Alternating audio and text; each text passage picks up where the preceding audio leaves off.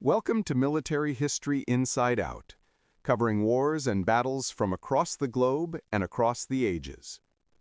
Today's episode discusses notional invasion scenarios of a specific country from ancient times through modern.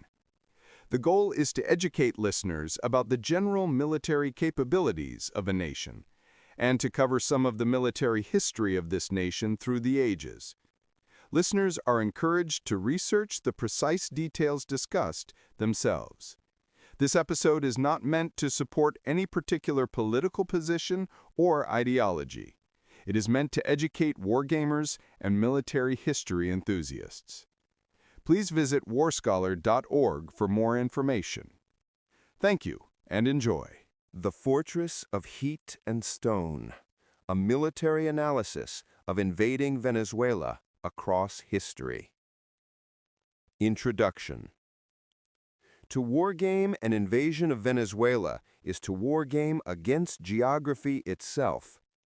Throughout 3 millennia of human history, the territory now known as the Bolivarian Republic of Venezuela has presented a unique paradox to potential conquerors. It is remarkably easy to enter, yet historically agonizing to hold. It is a land defined by dramatic, unforgiving contrasts. Snow-capped Andean peaks that plunge into steaming tropical jungles. Vast sun-baked plains that transform overnight into inland seas. And the coastline that is at once open to the world and backed by a wall of mountains. For the purpose of developing historically accurate wargames, one must understand that the enemy is rarely just the opposing army. The enemy is the muddy season of the Llanos, the malaria-carrying mosquito of the coast, and the impenetrable density of the Guyana Shield. This essay analyzes the strategic requirements for invading this territory across 9 distinct historical epochs: ancient times, the early ceramic period, Dark Ages, the medieval period, the Spanish conquest, the Renaissance, the 18th century, the 19th century, the 20th century, and the 21st century, addressing not only external threats, but the internal fractures that have allowed determined groups to conquer the nation from within. We will examine the mutable factors of technology and demographics against the immutable factors of climate and terrain. The immutable theater: geography, climate, and logistics. Before discussing specific time periods, the wargamer must internalize the map.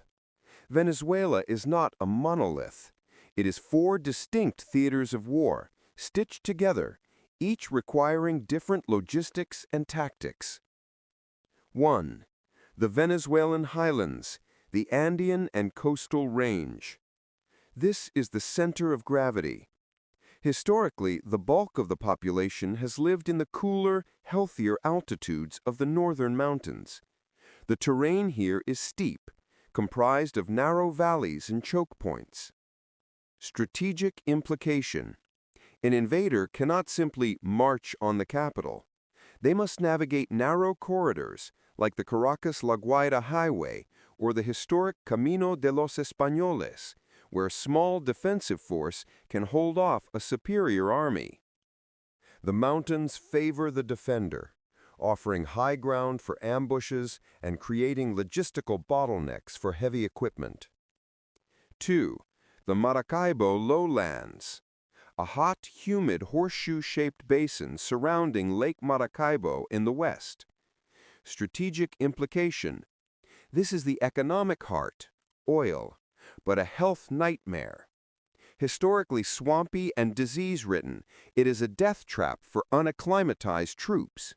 The lake itself is a strategic entry point, but its narrow mouth is easily blockaded or mined. In the modern era, securing this basin is essential for controlling the nation's energy revenue, but holding it requires suppressing a population deeply connected to the regional identity. 3. The Llanos, the Great Plains. a vast, flat grassland covering a third of the country. The seasonality trap. This is the most critical variable for any war game. From December to April, dry season, the Llanos are a hard-packed superhighway, perfect for cavalry or tank maneuvers. From May to November, wet season, they flood, becoming a swampy inland sea, impassable to wheeled vehicles and infantry, navigable only by shallow draft boats. An invasion timed incorrectly here ends in disaster. A force caught in the Llanos during the rains will see its mobility vanish and its supplies rot. 4. The Guyana Highlands, the South. South of the Orinoco River lies the Guyana Shield, ancient, dense jungle and tabletop mountains, tepuis. Strategic implication: this is the ultimate redoubt.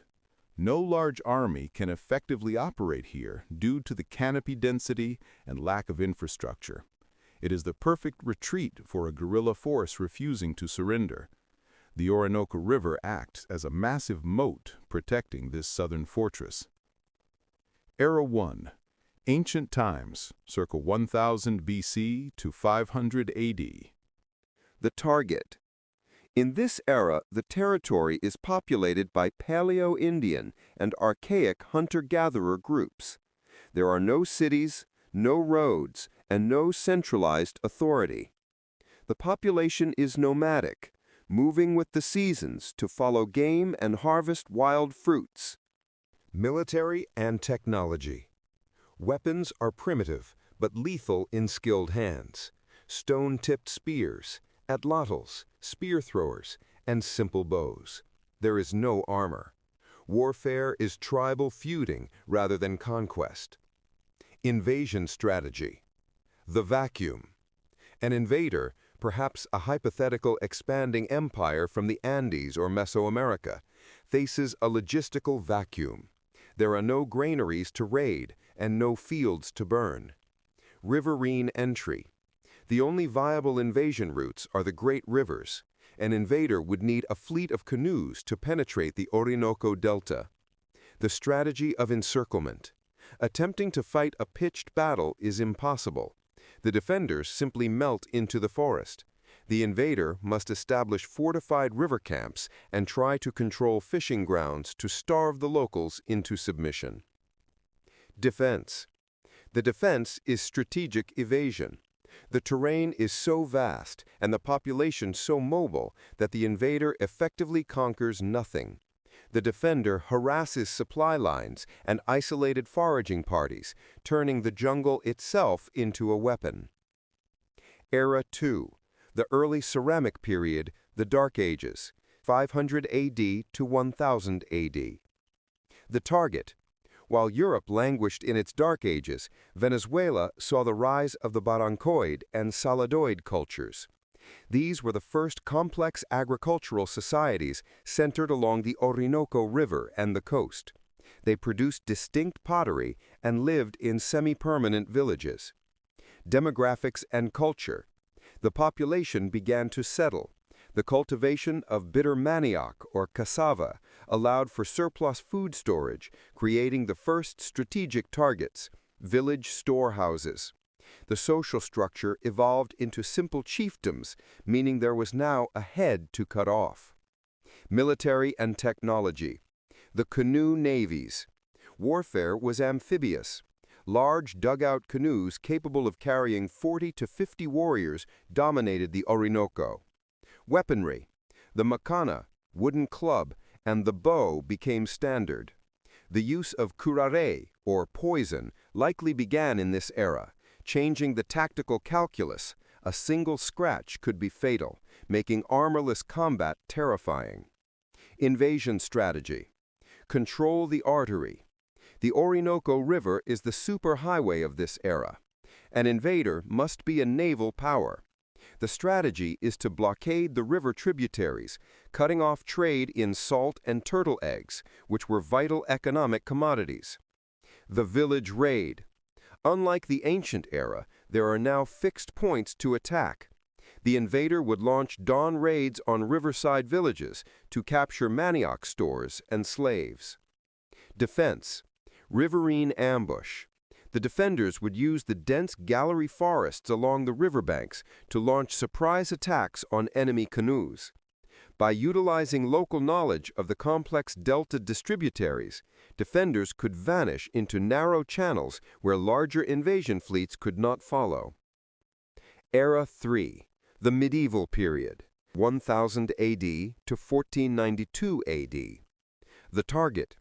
By this period, two distinct power centers have emerged, presenting different challenges. 1. The Andes, Timotocuica, the most advanced civilization in pre-Columbian Venezuela. They built stone fortresses, terraced fields, and water storage tanks. 2. The coast, Carib tribes, aggressive, expansionist, and maritime-focused. Military and technology. Andean fortifications. The Timotocuica built mintoyes, stone structures used as silos and bunkers. They fought with lances and maces, using the verticality of the mountains to roll boulders down on attackers. Carib naval power. The Caribs were the Vikings of the Caribbean, launching long-range raids across the sea. Their mastery of the sea was their primary defense. Invasion strategy. The Highland Campaign. To invade the Timotocuica, one needs an alpine force. The invader must move slowly up the valleys, besieging the terrace fortresses one by one. Logistics are easier here because the Timotocuica have agricultural surpluses, potatoes, and maize that can be seized. The coastal assault. Invading the Carib lands is dangerous. Their forward defense involves attacking the invasion fleet at sea before it lands. If a landing occurs, the Caribs retreat and use hit-and-run tactics with poison arrows, which demoralize the enemy. Defense. Vertical defense, Andes. The Timotocuica defend the high passes, where the air is thin and lowland invaders suffer from altitude sickness, or soroche. Psychological warfare, coast. The Caribs cultivated a reputation for cannibalism and ferocity, using psychological terror to deter invasion. Era 4. The Spanish Conquest, circa 1500 to 1580. The prototype of external success. This period represents the first and most significant successful external invasion of Venezuela. Unlike the rapid toppling of the Aztec or Incan empires, the conquest of Venezuela was a slow, grinding war of attrition that lasted nearly a century. It serves as a masterclass in how an external force can conquer a decentralized, geographically hostile territory. The invaders, Spain and the Welsers. The conquest was conducted by two distinct entities, the Spanish crown and the German banking house of Welser, to whom Emperor Charles V leased the province from 1528 to 1546. Strategy of conquest. Capillary infiltration. Because Venezuela lacked a single emperor to capture, the invaders could not achieve a decisive checkmate. Instead, they had to dismantle the indigenous resistance valley by valley. The forward operating base, Coro. The invaders established a beachhead at Coro, 1527, on the arid northwestern coast. This location was strategic. It was dry, fewer mosquitoes, open, good for cavalry, and close to the Caribbean trade routes. The axis of penetration. From Coro, German explorers like Nikolaus Federmann launched expeditions south into the Llanos and Andes in search of El Dorado. While militarily indecisive, these entradas mapped the terrain and terrified the populace. Foundation as conquest. The Spanish strategy shifted from raiding to settling. They founded fortified towns, El Tocuyo, in 1545, inland. El Tocuyo became the mother city, a logistical hub from which fresh expeditions were launched deeper into the territory to found Valencia, Barquisimeto, and eventually Caracas. Biological vanguard. The most effective soldier was smallpox. The disease raced ahead of the Spanish columns, depopulating the indigenous armies before a shot was fired. This demographic collapse broke the social cohesion of the tribes. The resistance, the Caracas Confederation. The most formidable defense was mounted by the Caracas Confederation, an alliance of Carib and Arawak tribes led by the cacique Guaycaipuro in the valley of Caracas, 1560 to 1568. Tactics. Guaycaipuro understood that he could not fight Spanish cavalry in the open. He used the dense jungle of the coastal range to ambush Spanish columns. He laid siege to the gold mines of Buria, cutting off the invaders' economic lifeline. The defeat. The Spanish eventually won not through military superiority alone, but by exploiting tribal divisions. They recruited allied indigenous auxiliaries who knew the terrain as well as Guaycaipuro. The invasion succeeded when Diego de Losada launched a pincer movement, entering the Caracas Valley from two sides while simultaneously co-opting rival chiefs. Strategic lesson. An external invader cannot conquer Venezuela solely from the outside. They must establish a secure interior base like El Tocuyo and recruit local allies to fracture the resistance. Era 5. The Renaissance, circa 1580 to 1650. The target. Venezuela is now a Spanish backwater. The conquista is complete, but control is tenuous. The targets are small colonial outposts, Coro, El Tocuyo, and the newly founded Santiago de León de Caracas, 1567. The economy is based on pearls, indigenous slave labor, and early cacao farming. Infrastructure and military. The Royal Road, a single cobblestone path, connects the port of La Guaira to Caracas. It is the jugular vein of the colony.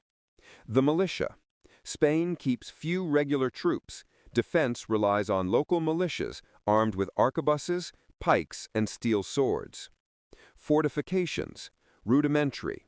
Coastal forts are often wood and earth, susceptible to cannon fire. Invasion strategy.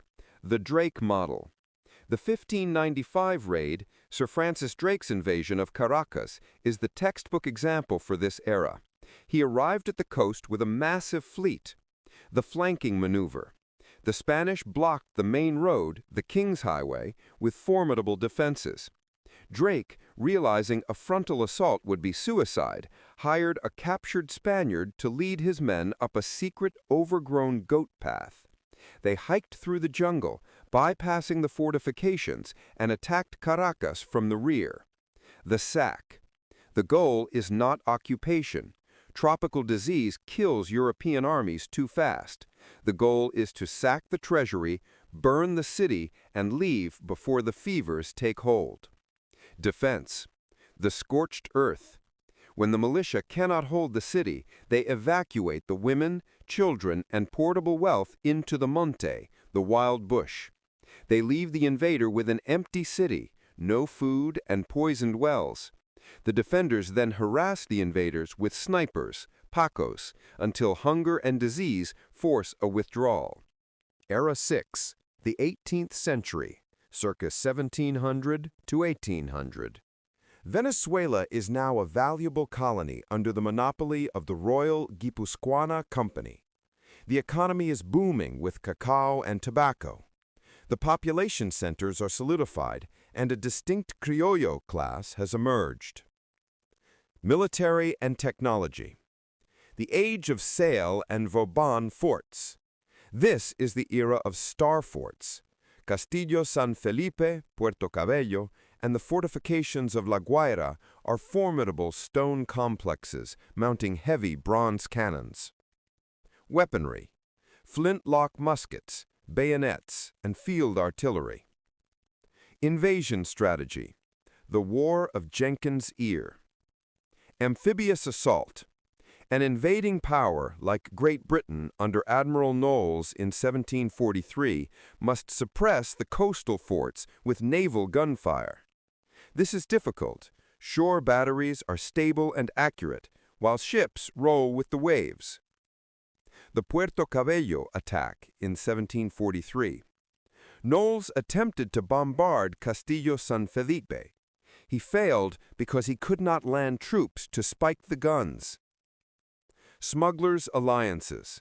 A smart invader exploits internal dissent. The locals hated the Guipuzcoana Company's monopoly. An invader could land on a remote beach, supply arms to disgruntled locals, like during the rebellion of Juan Francisco de Leon, and incite a proxy war. Defense. Coastal hardening. The Spanish strategy was to turn the ports into meat grinders. By concentrating heavy artillery at the harbor mouths, they forced invaders to land miles away and march through the fever-ridden jungle to attack the forts from the landward side, a logistical nightmare. Era 7. The 19th Century and the Wars of Internal Conquest, circa 1810 to 1899. This era defines the modern Venezuelan military mind. It was a century of total war, not against foreigners, but against itself. It provides the best examples of internal groups successfully taking over the country through force, changing the demographic and political landscape. Part A. The War of Independence, 1810 to 1823, the rise of the Republic. This conflict began as a civil war between royalists, loyal to Spain, and Republicans, independents. It ended with a complete change of the system of government and the expulsion of the Spanish elite. The strategic failure of 1812. The First Republic failed because it tried to fight a conventional positional war defending the cities, Valencia, Caracas. The royalist leader, Monteverde, simply bypassed them, recruiting Rough Riders from the arid west, Coro. The successful internal invasion, the admirable campaign, 1813. Simón Bolívar, exiled in New Granada, Colombia, realized that to take Caracas he had to invade from the periphery. He crossed the Andes in a lightning campaign, prioritizing speed over supply. He struck the royalists in the rear, taking town after town before they could concentrate their forces. The demographic weapon, the decree of war to the death. Bolívar realized the demographic odds were against him. The masses were indifferent or pro-royalist. He issued a decree permitting the killing of all Spaniards who did not actively support independence. This was a strategic move to force a racial and national polarization, compelling the Americans to fight for survival.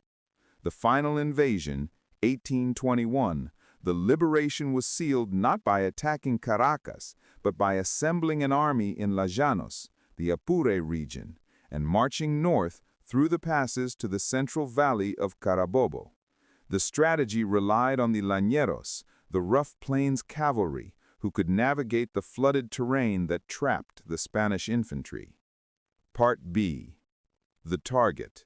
Post-independence Venezuela is a chaotic agrarian republic ruled by caudillos, warlords. The central government is weak. The prize is the custom house revenue at La Guaira and Puerto Cabello. The military revolution, the Llaneros. Venezuelan military capabilities in this era are defined by the Llaneros, plainsman cavalry, who are perhaps the finest light cavalry in the world at this time. Armed with long lances and machetes, they are mobile, ruthless, and adapted to the terrain. Invasion strategy. The gunboat era. The blockade. European powers, Britain, Germany, Italy, favored the blockade. In the 19th century, Venezuela had no navy to speak of. An invader simply parks ironclads off the coast and shells the custom houses until the government pays its debts. The inland nightmare. Invading the interior is suicidal. During the rainy season, European infantry would rot in the mud. River steamers. The introduction of shallow draft steamships allows an invader to penetrate the Orinoco and Apure rivers, bypassing the lack of roads to strike at the interior cities like Ciudad Bolívar. Part C. The Federal War, 1859 to 1863, the Peasant Insurrection. This was a successful internal takeover by the liberal federalists against the conservative oligarchy. It was a brutal class and race war that changed the social demographic of power, breaking the back of the white landed elite. The strategy of the flea. The Federalist leader, Ezequiel Zamora, knew he could not defeat the professional modern European government army in a pitched line battle. He adopted the War of the Flea. He drew the government forces into the deep llanos of Barinas. Scorched earth. Zamora ordered the burning of the pastures behind him. The government army, reliant on foraging, starved. Zamora traded space for time, harassing their supply lines, attacking at night, and waiting for yellow fever and dysentery to destroy the invading army. The Battle of Santa Ynez. Zamora used a defense-in-depth strategy. He built successive lines of trenches in a wooded area, feigning retreat. As the government troops broke through each line, they were funneled into a kill zone where the final reserve destroyed them. Result: the Federalists won, decentralizing power and elevating the mixed-race Pardos to military prominence. Part D. The Andean Hegemony, 1899. The Invasion from the Mountains. For most of the 19th century, power resided in Caracas or the Central Plains. In 1899, a group of internal exiles from the Andean state of Táchira, led by Cipriano Castro, launched the Revolución Liberal Restauradora. The force, only 60 men, crossed the border from Colombia. The strategy: they did not march on the roads. They moved along the spine of the Andes, recruiting fierce mountain peasants, Andinos, as they went. The central government's armies, accustomed to fighting on the plains, were unprepared for mountain warfare. Success: Castro defeated the government forces at Tocuyito and seized Caracas. The change: this began the Andean hegemony, a period of 46 years where generals from the small mountain state of Táchira, Castro, Gómez, López Contreras, Medina Angarita, ruled the entire country. They professionalized the military, confiscated the weapons of the regional warlords, and unified the country by force, fundamentally shifting the demographic center of power from the center-east to the west. Era 8. The 20th century, circa 1900 to 1999. The target: oil. From 1914 onward, Venezuela transforms from a coffee exporter to a strategic energy titan. The target is no longer Caracas, it is the oil fields of Lake Maracaibo and the refineries.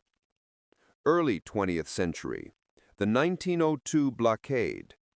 The transition point: Germany and Britain blockaded Venezuela to collect debts. They shelled Fort San Carlos and seized the pitifully small Venezuelan navy. Lesson: without a modern navy or coastal artillery, Venezuela is helpless against naval power. This led to the construction of modern coastal batteries and the professionalization of the army under dictator Juan Vicente Gómez with Prussian advisors. Mid-20th century, World War II, Operation Neuland. The scenario: Nazi Germany did not invade with troops, but with submarines. In 1942, U-boats entered the Gulf of Venezuela and even Lake Maracaibo. Targeting the jugular, they torpedoed small, shallow-draft tankers carrying crude oil to the refineries in Aruba and Curaçao. Invasion requirement? Paratroopers would drop on the Lagunitas fields, while Marines secured the Maracaibo Strait. Internal conquest, the 1958 coup, and the rise of democracy.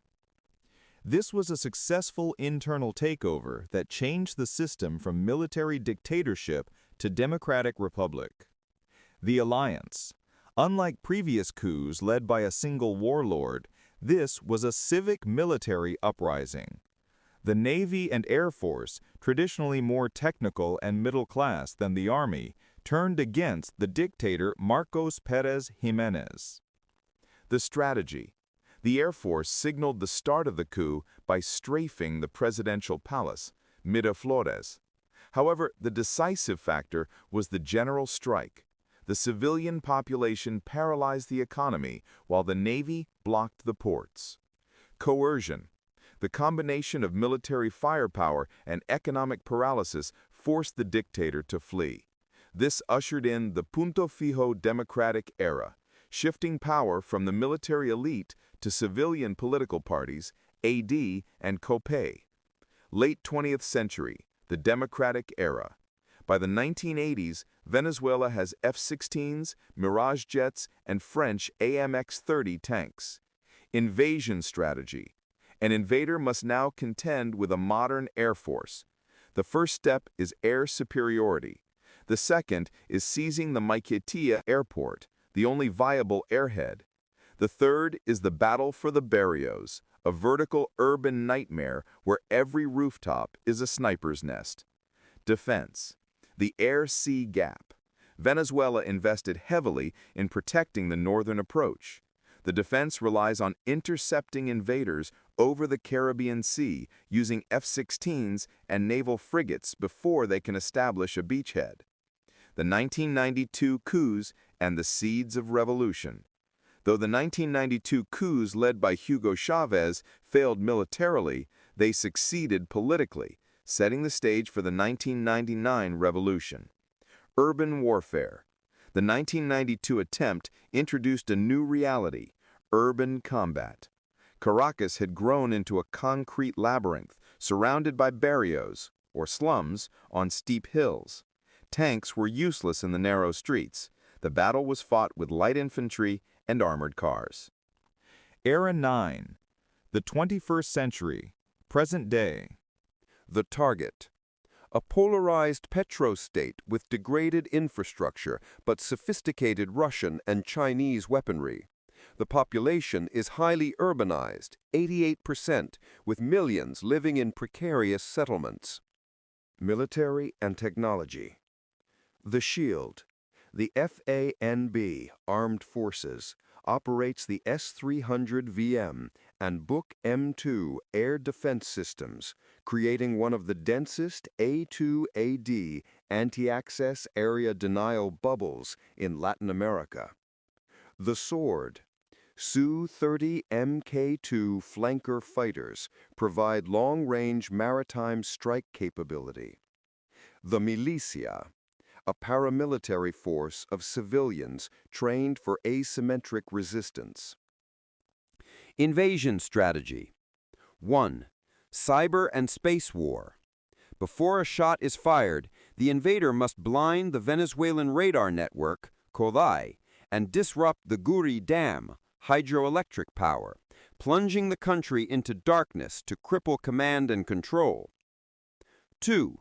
Seed. Suppression of enemy air defenses. The S-300s are the priority. Stealth aircraft and cruise missiles must neutralize these batteries, likely located near key industrial sites, to use them as human shields. 3. The vertical envelopment. Amphibious landings are too risky given the anti-ship missiles, KH-31.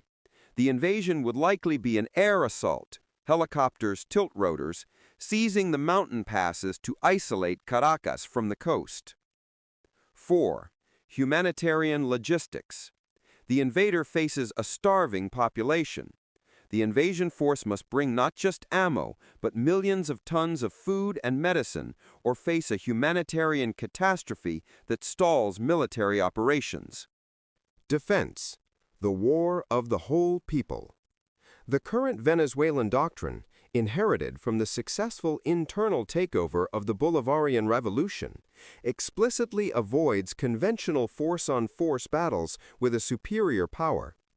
Decentralization. The military is broken into Red Eye and Zodai, defense zones, designed to fight independently if central command is cut off. The wasp's nest. If the conventional army collapses, the plan is to distribute man-pads, shoulder-fired anti-air missiles, and anti-tank weapons to the militias in the barrios. The jungle retreat.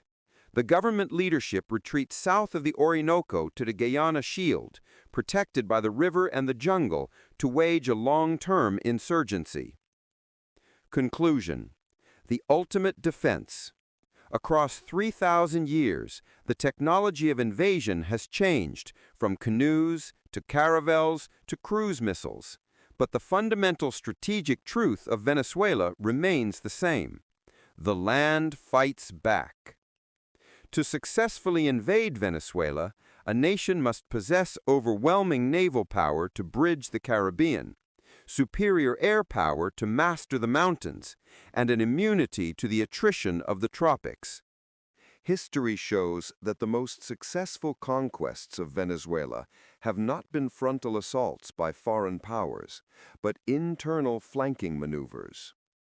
The Spanish succeeded by dividing the tribes and infiltrating from the interior.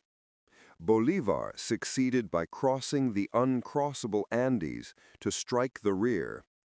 Zamora succeeded by luring the army into the burning plains.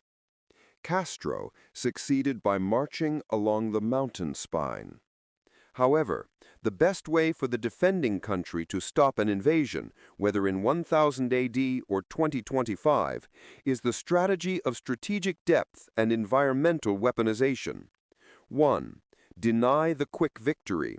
Do not fight on the beaches. Let the invader land. 2. Stretch the lines. Draw them into the chaotic terrain of the Andean foothills or the flooded llanos. 3. Weaponize the climate. Fight only during the rainy season. Let the mud paralyze the invader's logistics. 4. The porcupine defense.